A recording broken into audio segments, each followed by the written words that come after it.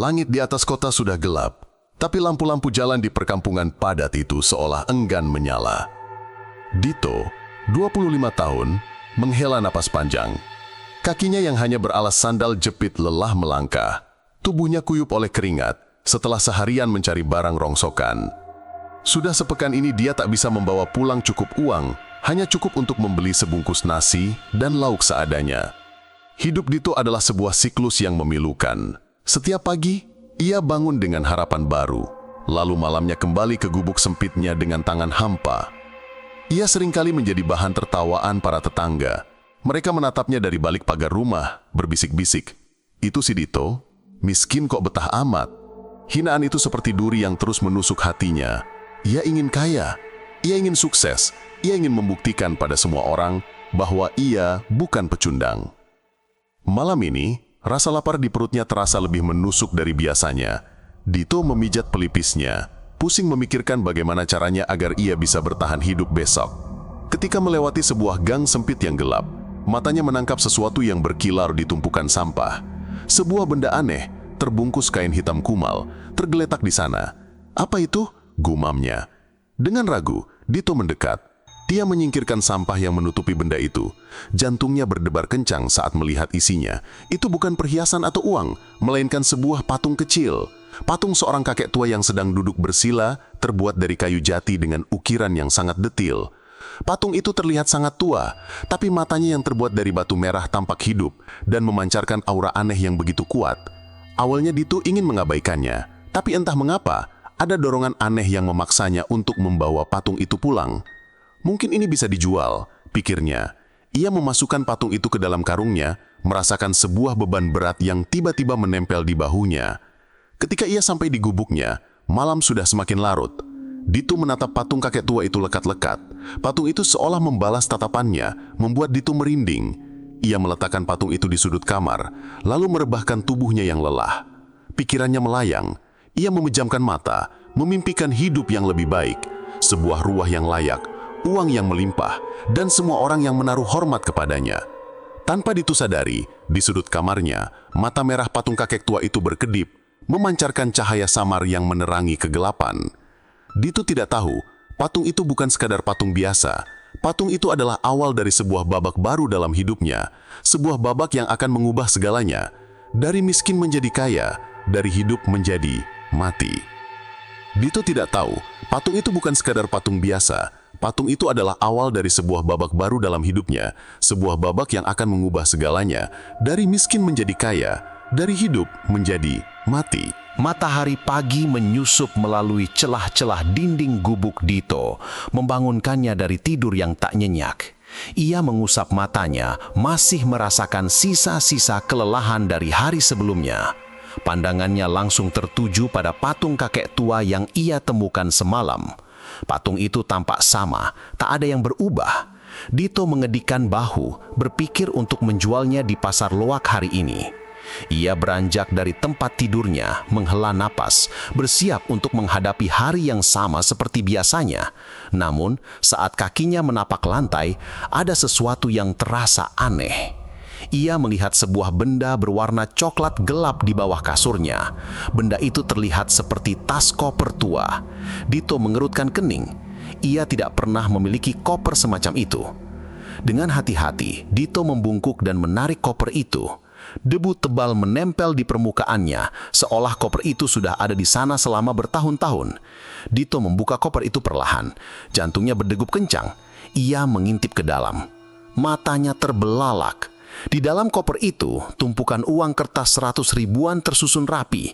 Bukan hanya satu tumpukan, tapi berpuluh-puluh tumpukan.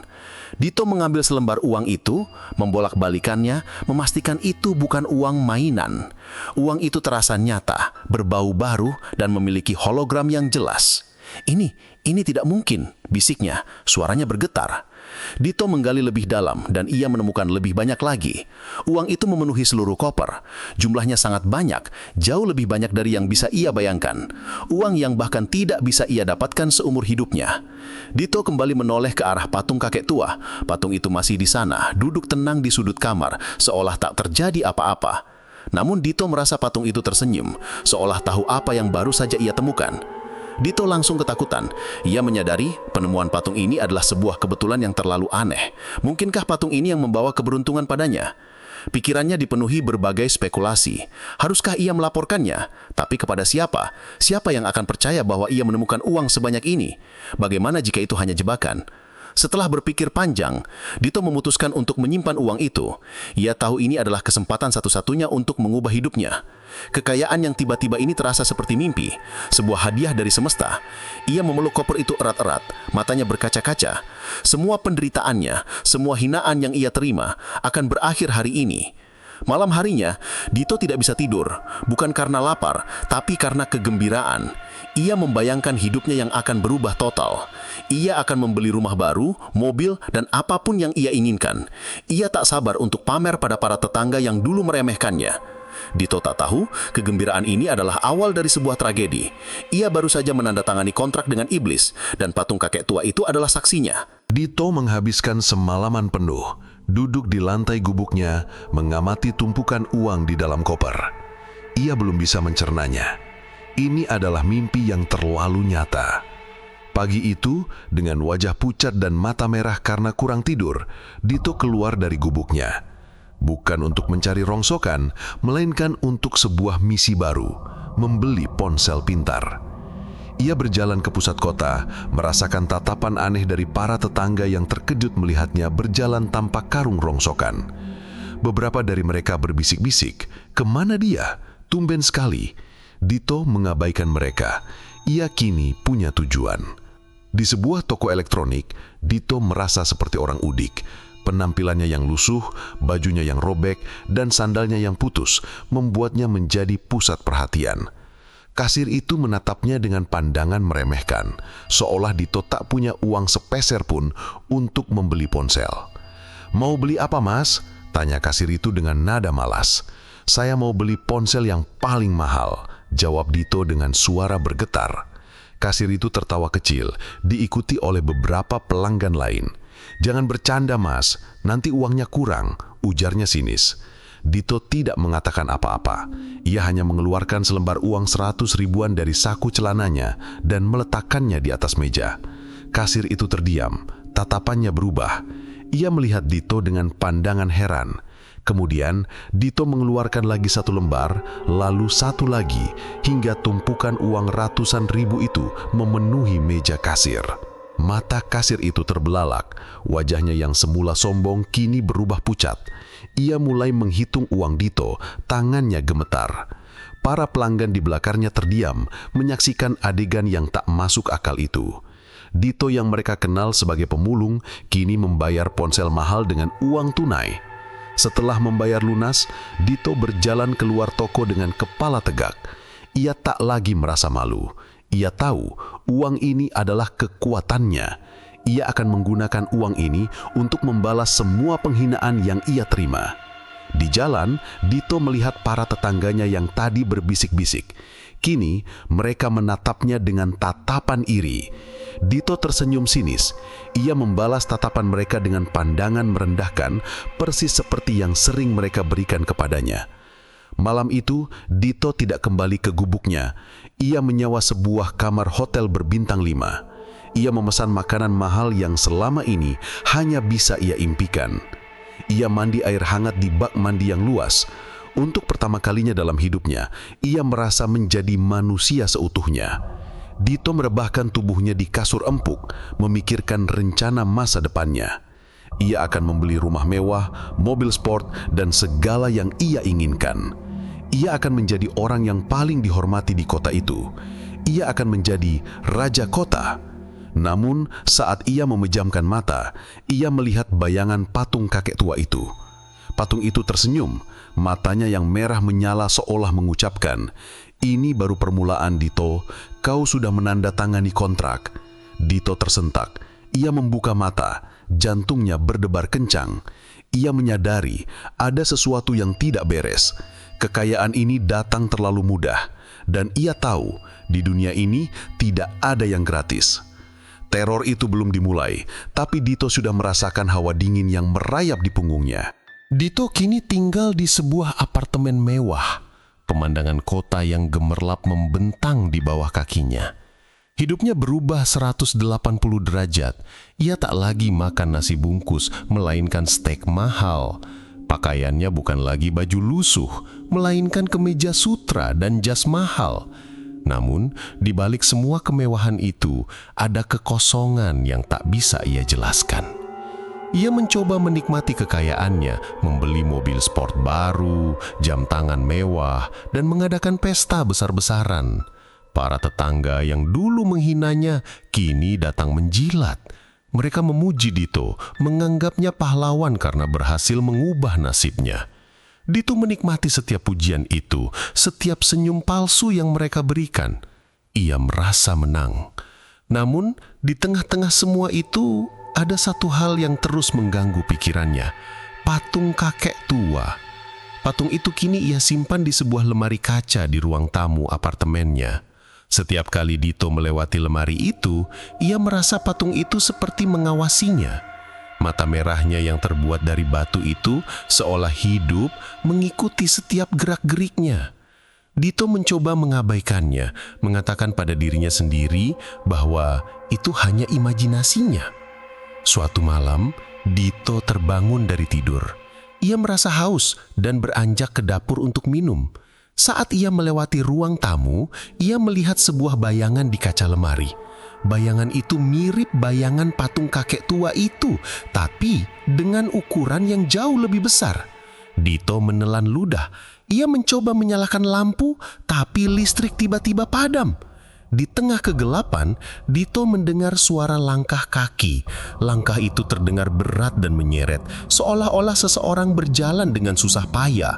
Suara itu berasal dari sudut ruangan tempat lemari kaca itu berada. Jantung Dito berdegup kencang. Ia gemetar ketakutan.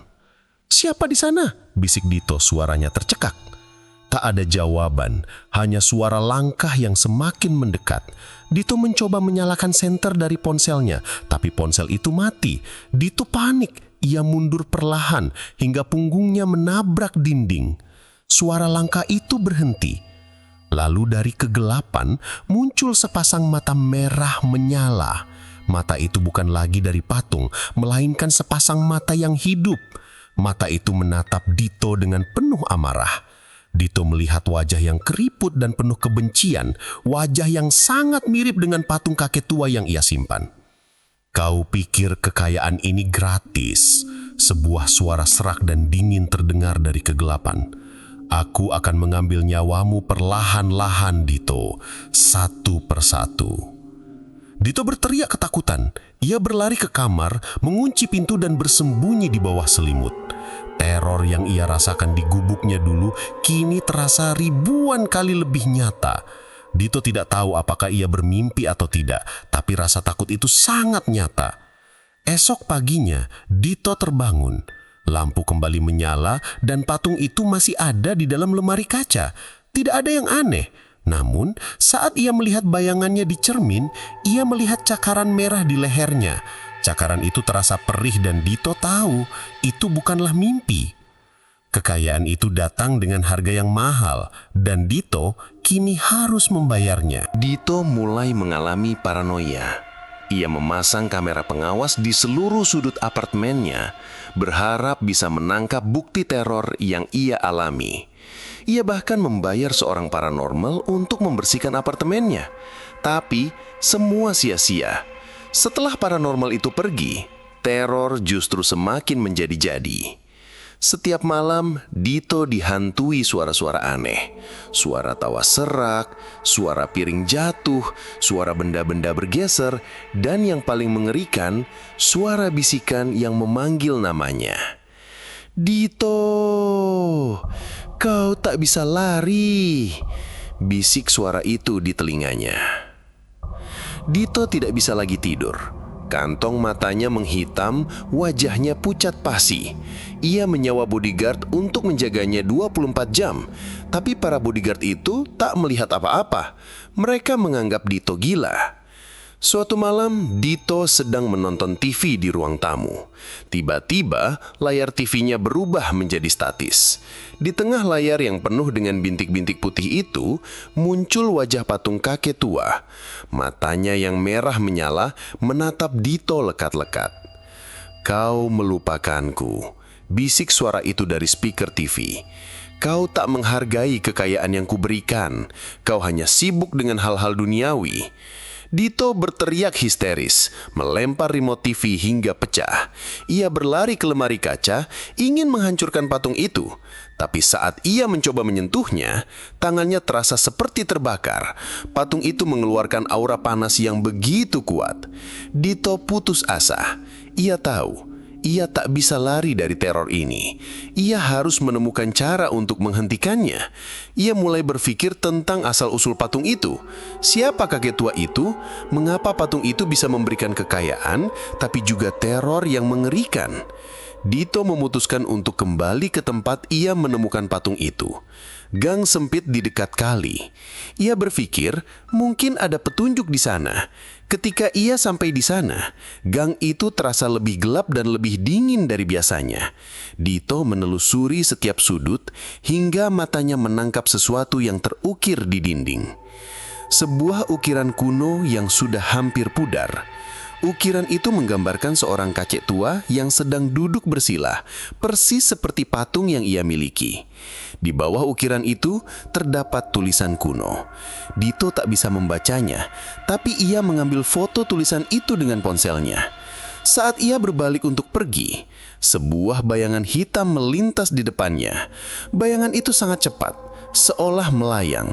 Dito tertegun, tapi ia tidak takut. Ia tahu ia sedang berada di jalan yang benar.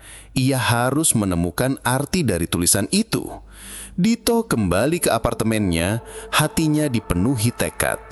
Ia akan mencari tahu segalanya tentang patung ini, bahkan jika ia harus mempertaruhkan nyawanya. Di apartemennya, ia membuka laptop dan mencari informasi tentang tulisan kuno. Ia menghabiskan semalaman penuh hingga akhirnya ia menemukan jawaban. Tulisan itu berasal dari sebuah mitos kuno tentang sebuah patung yang bisa memberikan kekayaan dengan imbalan nyawa pemiliknya. Dito menjatuhkan laptopnya. Jantungnya berdebar kencang. Ia baru saja menemukan jawabannya, dan jawaban itu jauh lebih mengerikan dari apa yang ia bayangkan. Ia menyadari ia bukan mendapatkan kekayaan, melainkan membeli sebuah kutukan. Dito terduduk lemas di lantai. Laptopnya yang terbuka menampilkan artikel tentang patung pemuja harta. Mitos itu bercerita tentang seorang pengrajin kayu kuno yang membuat patung dari kayu jati. Patung itu diisi dengan roh seorang kakek yang tamak dan haus kekayaan. Patung itu akan memberikan kekayaan tak terbatas kepada siapapun yang menemukannya, tapi sebagai gantinya, patung itu akan mengambil nyawa pemiliknya sedikit demi sedikit, dimulai dari kewarasan, kemudian kebahagiaan, hingga akhirnya nyawa. Dito membaca setiap kata dengan mata nanar. Ia kini mengerti, kekayaannya adalah umpan dan ia adalah mangsa. Ia bukan satu-satunya. Artikel itu menyebutkan beberapa kasus serupa di masa lalu, di mana orang-orang yang mendadak kaya berakhir tragis. Beberapa ditemukan bunuh diri, beberapa menghilang tanpa jejak, dan beberapa ditemukan tewas dengan tubuh yang kering kerontang, seolah energinya telah dihisap habis. "Sial, aku harus menyingkirkannya," bisik Dito pada dirinya sendiri. Ia bangkit, berjalan tergesa-gesa menuju lemari kaca di ruang tamu. Dengan sekuat tenaga, ia mengangkat patung itu. Patung itu terasa sangat berat, seolah terbuat dari batu, bukan kayu. Dito membawa patung itu keluar apartemen, menuju lift. Tujuannya hanya satu, membuang patung terkutuk itu sejauh mungkin. Saat pintu lift terbuka, Dito melihat seorang wanita tua dengan tatapan kosong berdiri di dalamnya. Wanita itu adalah salah satu tetangga yang pernah memujinya. Wanita itu menatap patung yang dipegang Dito, lalu menatap Dito dengan senyum mengerikan. "Kau tidak bisa membuangnya," kata wanita itu. Suaranya serak. "Dia sudah menyukaimu." Jantung Dito berdebar kencang. Ia tahu wanita ini bukan wanita biasa. Ia mundur perlahan, tapi pintu lift tiba-tiba tertutup. Wanita itu terus menyenyum, lalu matanya berubah menjadi merah menyala, persis seperti mata kakek tua itu. Dito berteriak. Ia mendorong patung itu ke arah wanita itu, tapi patung itu menembus tubuh wanita itu, seolah wanita itu hanya bayangan. Dito panik. Ia mencoba membuka pintu lift secara paksa, tapi lift itu tiba-tiba bergerak naik dengan kecepatan tinggi, melewati lantai-lantai yang seharusnya tidak dilewatinya. Di dalam lift, Dito melihat bayangan-bayangan menari di dinding, bayangan orang-orang yang tewas setelah menjadi pemilik patung itu. Wajah mereka pucat, mata mereka kosong, dan mereka semua menunjuk ke arah Dito dengan jari-jari kurus mereka. "Kau akan jadi yang berikutnya," teriak suara-suara itu. Dito jatuh berlutut memeluk patung itu erat-erat. Ia tahu, ia tak bisa lari. Lift itu tiba-tiba berhenti dan pintunya terbuka. Dito melihat pemandangan yang tak masuk akal, bukan koridor apartemen melainkan gang sempit yang gelap dan kotor. Gang itu persis seperti tempat ia menemukan patung itu. Di ujung gang, Dito melihat patung kakek tua itu duduk bersila di tumpukan sampah, tersenyum dengan wajah menyeramkan. Dito menatap patung yang ia peluk, dan ia menyadari patung itu kini tidak ada. Patung itu sudah kembali ke tempat asalnya. Dito ketakutan. Ia menyadari patung itu bukan hanya benda mati, patung itu adalah entitas yang hidup dan berkehendak. Patung itu mempermainkannya, memberinya harapan palsu, lalu menghancurkan hidupnya perlahan-lahan. Dito berdiri, air matanya mengalir. Ia kembali ke apartemennya, tapi apartemen itu kini terasa seperti penjara.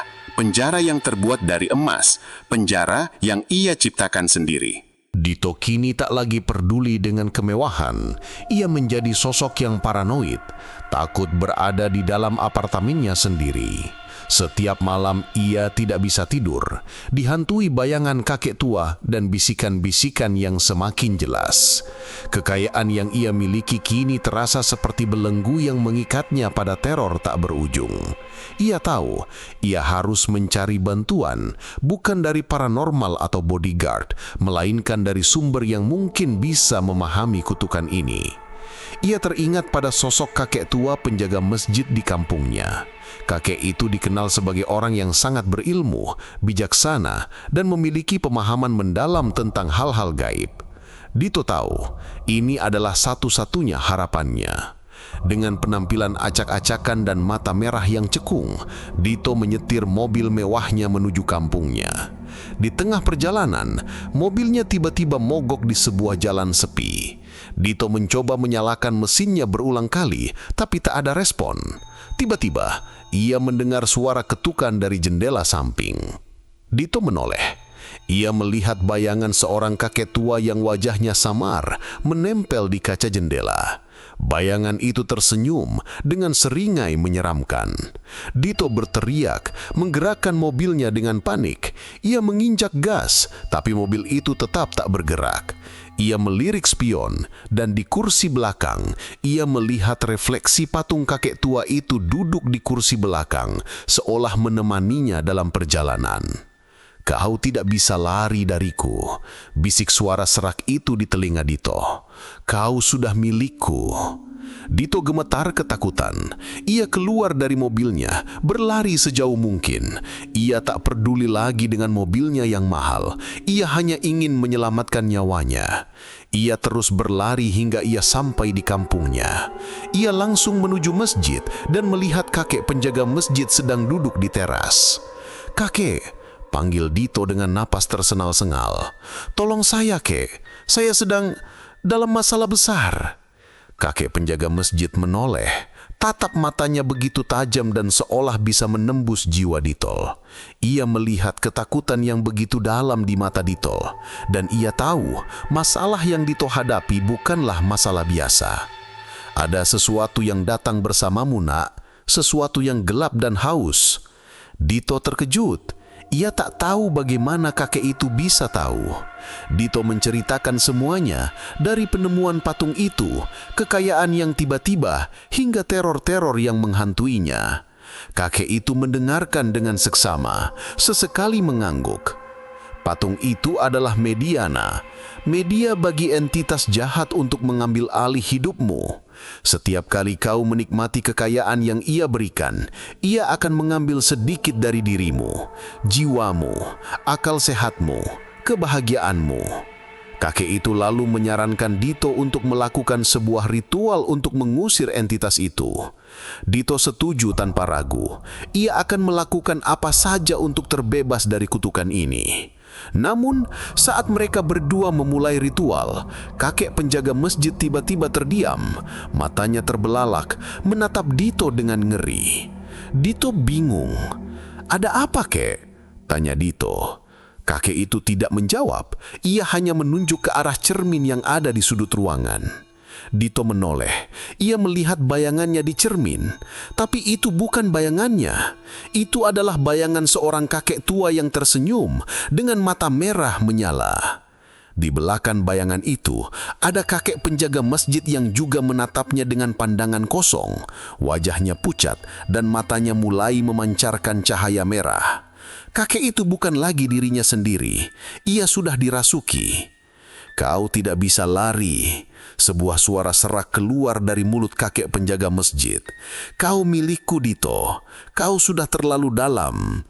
Dito berteriak histeris, menyadari bahwa ia telah membawa teror itu ke tempat yang seharusnya aman. Kini, tak hanya dirinya, tapi orang-orang yang ia cintai pun akan menjadi sasaran. Dito berlari keluar dari masjid, meninggalkan kakek penjaga masjid yang kini berdiri mematung dengan mata merah menyala. Kengerian itu kini tidak hanya menguasai dirinya, tapi juga orang-orang di sekitarnya. Dito menyadari ia adalah pembawa sial. Ia kembali ke mobilnya yang entah bagaimana kini bisa menyala. Ia menginjak pedal gas, melaju secepat mungkin, menjauhi kampungnya. Namun, teror itu tak bisa dihindari. Di dalam mobil, suhu udara tiba-tiba turun drastis. Embun membeku di kaca jendela. Dito menggosok kaca, dan di kaca yang berembun itu, sebuah tangan muncul dan menulis. Kata-kata itu terukir perlahan. "Keluargamu adalah yang berikutnya." Jantung Dito serasa berhenti. Ia tahu satu-satunya orang yang ia miliki di dunia ini adalah ibunya. Ia tak peduli lagi dengan teror yang ia alami. Ia hanya ingin melindungi ibunya. Ia mengarahkan mobilnya menuju rumah ibunya, berharap ia bisa sampai di sana sebelum terlambat. Sesampainya di sana, Dito melihat pintu rumah ibunya terbuka. Ia berlari masuk. "Ibu!" panggilnya. Tak ada jawaban. Rumah itu sunyi, terlalu sunyi. Dito berjalan perlahan ke dalam, setiap langkahnya terasa berat. Di ruang tamu, ia melihat ibunya duduk membelakanginya, seolah sedang menonton TV. Dito merasa lega. Ia berjalan menghampiri ibunya, berniat memeluknya. "Ibu, aku di sini," bisiknya. Namun saat ia menyentuh bahu ibunya, tubuh ibunya terasa dingin, sedingin es. Dito berteriak.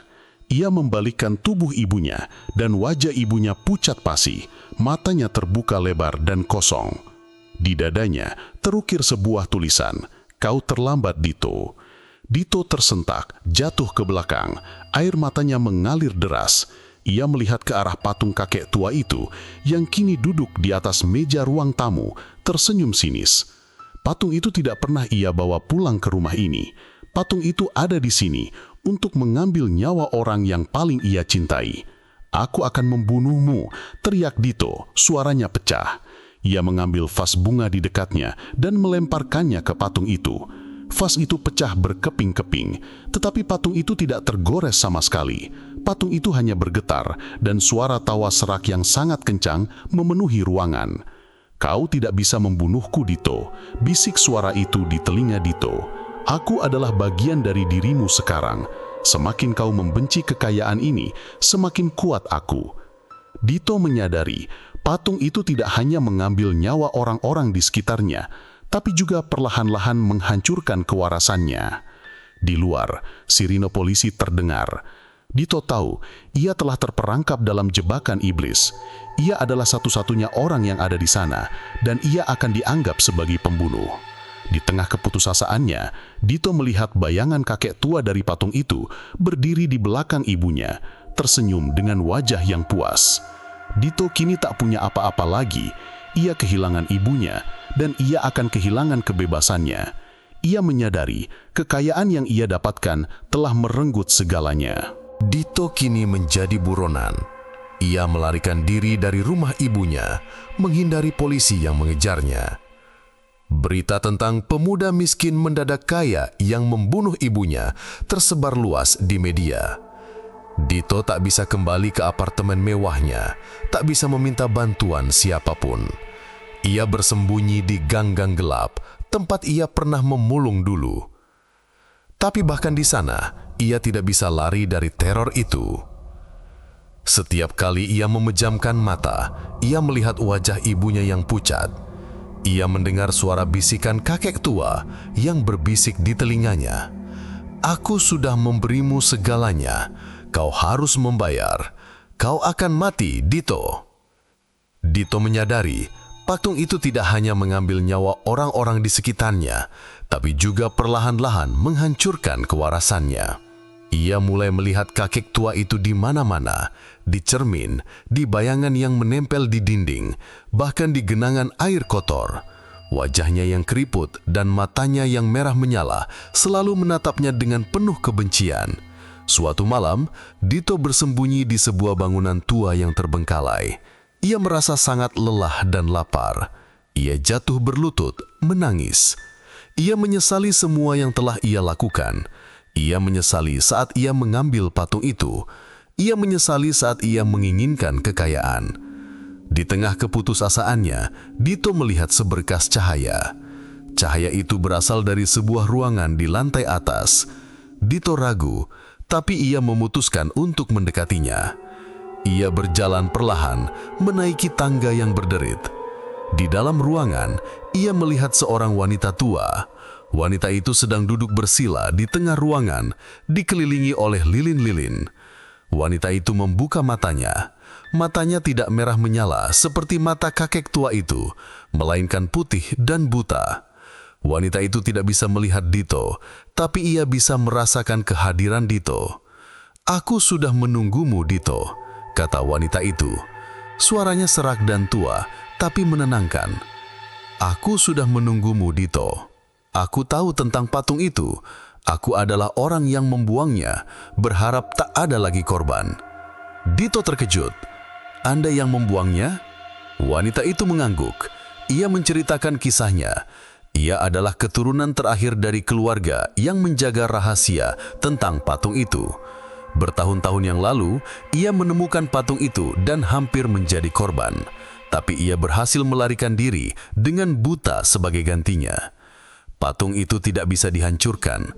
Satu-satunya cara untuk mengalahkannya adalah dengan menerima takdirmu. Kau harus membawanya kembali ke tempat asalnya. Kau harus mengembalikan apa yang bukan milikmu. Dito bingung. "Maksud Anda?" Wanita itu menunjuk ke sebuah sudut ruangan. Di sana, Dito melihat sebuah kotak kayu tua. Wanita itu menyuruh Dito untuk membuka kotak itu. Dito berjalan perlahan ke arah kotak itu. Jantungnya berdebar kencang. Ia membuka kotak itu, dan di dalamnya, ia melihat sebuah patung kecil. Patung seorang pemuda yang duduk bersila, matanya merah menyala. Patung itu adalah dirinya sendiri. Dito terkejut. Ia menjatuhkan kotak itu. Patung itu adalah wujud dirinya yang menjadi korban selanjutnya. Ia menyadari patung kakek tua itu bukan hanya mengambil nyawa orang lain, tapi juga mengambil jiwanya sendiri. Ia sudah menjadi bagian dari kutukan itu. Dito menatap patung dirinya sendiri dengan ngeri. Matanya yang merah menyala pada patung itu seolah menertawakannya.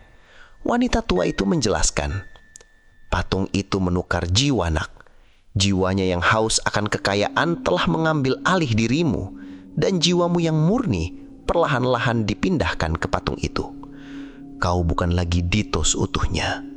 Kau adalah perpanjangan dari kutukan itu. Dito gemetar. Ia menyentuh wajahnya. Rasanya masih sama, tapi ia tahu di dalam dirinya ada sesuatu yang asing.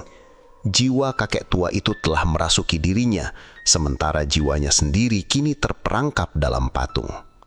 Wanita itu melanjutkan, "Kau hanya punya satu kesempatan. Kau harus kembali ke gang tempat kau menemukannya. Di sana, Di bawah tanah tempat patung itu bersemayam, ada satu-satunya cara untuk memutus kutukan ini. Kau harus menghancurkan patung dirimu sendiri. Dito menelan ludah. Tapi jika saya menghancurkannya, apa yang akan terjadi pada saya? Wanita itu terdiam sejenak. Jiwa yang terperangkap akan bebas, nak. Tapi jiwamu sudah terlalu lama berada di sana. Mungkin kau akan bebas, atau mungkin kau akan hancur bersamanya. Dito bingung. Ia tak tahu harus memilih apa. Jika ia tidak menghancurkan patung itu, ia akan terus menjadi budak kutukan ini. Jika ia menghancurkannya, ia mungkin akan mati. Saat itu, sebuah tawa serak yang sangat kencang menggema di ruangan. Dari kegelapan, muncul sosok kakek tua itu. Bukan lagi bayangan, melainkan sosok yang utuh. Wajahnya yang keriput dan penuh kebencian menatap Dito. "Kau bodoh, Dito. Kau pikir kau bisa menghancurkanku?" Suara itu menggelegar. "Kau adalah aku, dan aku adalah kau. Kekuatanmu adalah kekuatanku." Kakek tua itu mengacungkan tangannya. Api hijau menyala di telapak tangannya. Dinding-dinding ruangan itu mulai retak. Patung dirinya sendiri yang berada di lantai mulai bergetar. Dito tahu ia tidak punya waktu lagi. Ia meraih palu besi yang tergeletak di dekatnya. Ia menatap patung dirinya sendiri dengan mata berkaca-kaca. Ia melihat wajahnya yang tersenyum, seolah meminta Dito untuk melepaskannya dari penderitaan. Di sisi lain, kakek tua itu tertawa. "Ayo Dito, hancurkan dirimu. Jadilah pahlawan atau jadilah pecundang." Dito menutup matanya, memegang erat palu di tangannya. Ia harus memilih. Ia tak tahu apa yang akan terjadi. Ia tak tahu apakah ia akan mati ataukah ia akan bebas. Tapi ia tahu ia tak lagi bisa lari. Dengan sekuat tenaga, ia mengayunkan palu itu ke patung dirinya sendiri. Suara hantaman itu memekakkan telinga dan patung itu pecah berkeping-keping. Pada saat itu, Dito merasakan sakit yang teramat sangat. Ia berteriak kesakitan dan ia merasakan jiwanya seperti ditarik keluar dari tubuhnya. Setelah palu menghentam patung dirinya sendiri, dunia Dito berubah menjadi kegelapan total. Tidak ada suara, tidak ada rasa sakit, hanya kekosongan yang tak berujung. Ia merasa seperti melayang, terperangkap dalam kehampaan. Entah berapa lama ia berada di sana, ia tak bisa merasakannya. Waktu terasa mati. Tiba-tiba, sebuah cahaya kecil muncul di kejauhan. Cahaya itu berkedip-kedip, memanggilnya. Dito berusaha mendekat, tapi ia tak punya kaki, tak punya tangan. Ia hanya sebuah kesadaran yang terombang-ambing. Ia melihat bayangan dirinya sendiri, sosok Dito yang dulu, yang miskin tapi penuh harapan. Sosok itu tersenyum dan melambaikan tangan, seolah mengajak Dito untuk kembali. Dito tahu itu adalah jiwanya yang murni yang telah bebas dari penjara patung itu. Dengan sisa-sisa kesadaran yang ia miliki, ia mencoba meraih bayangan itu. Seketika, ia merasakan sebuah tarikan kuat. Tarikan itu terasa menyakitkan, seperti jiwanya sedang ditarik paksa dari dalam kegelapan. Ia berteriak, tapi tak ada suara yang keluar. Ia merasa tubuhnya kembali, tapi tubuh itu terasa berat dan kaku. Dito membuka matanya. Ia terbaring di lantai bangunan tua itu. Di sampingnya, kotak kayu tua itu terbuka, kosong. Wanita tua itu menatapnya dengan pandangan kosong. Wajahnya pucat, tapi bibirnya tersenyum. "Kau berhasil, nak. Kau berhasil." Dito mencoba bangkit, tapi tubuhnya terasa lemah. Ia melihat ke sekeliling. Bangunan itu kini terlihat terang, dan tidak ada lagi bayangan kakek tua yang menghantuinya. Suara tawa serak itu pun tak lagi terdengar. "Di mana dia?" tanya Dito, suaranya serak. Dia telah hancur bersama patung itu. Kekuatan yang dia miliki telah kembali ke alamnya. Dito merasakan sebuah kelegaan yang luar biasa. Ia berhasil memutus kutukan itu. Tapi saat ia melihat bayangannya di genangan air di lantai, ia terkejut. Bayangannya terlihat tua dan kurus, seolah umurnya telah ditarik paksa. Rambutnya memutih dan wajahnya dipenuhi kerutan. Ia menyentuh wajahnya. Ia merasakan setiap kerutan itu. Ia telah bebas, tapi ia kehilangan masa mudanya. Ia kehilangan semuanya. Ia teringat pada ibunya, pada kakek penjaga masjid, dan pada semua orang yang menjadi korban kutukan itu. Apa yang terjadi dengan mereka? Tanya Dito, air matanya menetes. Wanita itu hanya diam. Ia tahu Dito sudah kehilangan mereka semua. Kekayaan yang ia dapatkan telah merenggut segalanya. Dito menangis, air matanya membasahi pipinya yang keriput. Ia berhasil mengalahkan iblis itu, tapi ia harus membayar harga yang sangat mahal, harga yang tak bisa diukur dengan uang. Dito meninggalkan bangunan tua itu, membawa serta beban tak terlihat di bahunya.